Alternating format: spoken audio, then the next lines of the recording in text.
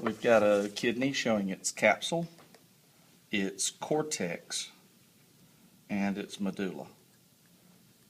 The medulla is made up of two kinds of things. You got these renal pyramids, and between them you got renal columns. Each renal pyramid leads into a point called a renal papilla, where urine drips into a minor calyx. Several minor calyces will get together to make a major calyx, and all the major calyces of this whole kidney join in this structure, which is the renal pelvis. The renal pelvis is really just the enlarged top of the ureter. We're seeing the renal vein and renal artery, and also the segmental arteries and segmental veins that branch off of it, but not a whole lot else.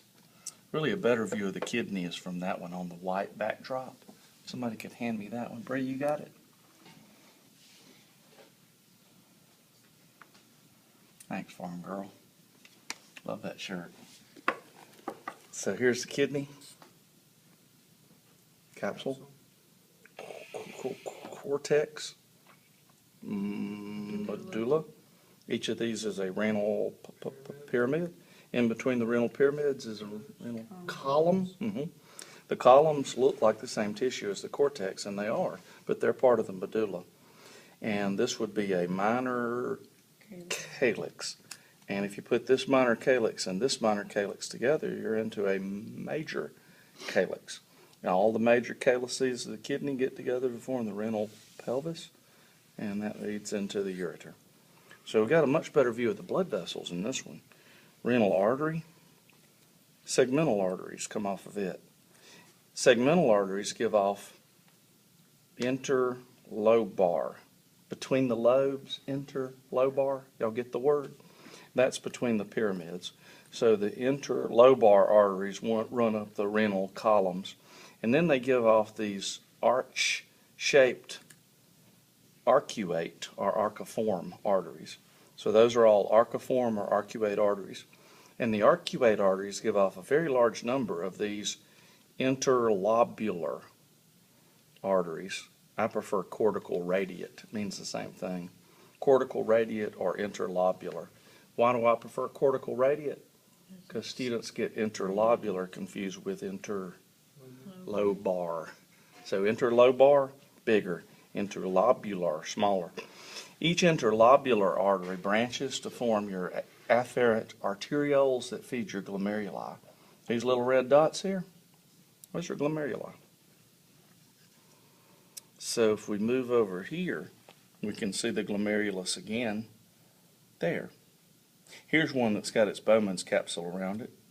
Here's another. So what's the Bowman's capsule do? It catches the filtrate that squeezes out of the glomerulus. You can see it goes all the way around it, right? With only one outlet, the proximal convoluted tubule. That one hasn't started convoluting yet, but trust me, it's a proximal convoluted tubule.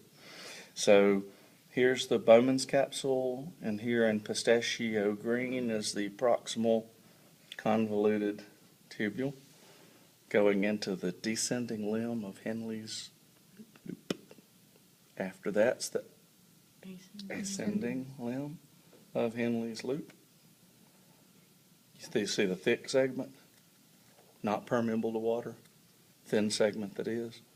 So that turns into the distal convoluted tubule, which goes along with other DCTs into the collecting duct, which drips out of a renal papilla into a minor calyx, going on down the plumbing. So here are capillary beds. Of course, the glomerulus is a capillary bed. That's glomerulus, that's glomerulus. And so is the peritubular capillary bed. This would be around your tubules, peritubular. And this is the vasa recta. It's long and straight, involved in reabsorption of water in your loops of Henle. That's everything. Oh, no, one more thing. The bigger blood vessel feeds, the smaller blood vessal drains the glomerulus. This is an afferent arteriole, and this is an efferent. What's the purpose of making the bigger one feed, smaller drain? You get greater pressure. That's right, for more filtration, which is the beginning of urine formation. Okay. What's this? Oh, that's your juxtaglomerular apparatus. Not on today's, not on the lab test, but it is mentioned on tomorrow's unit test. What does juxta mean? Next to. Damien and I are juxtaposed right now, right? Juxtaposed means put things against each other. So the juxtaglomerular apparatus is measuring the blood pressure in your glomerulus and adjusting it by secretion of renin.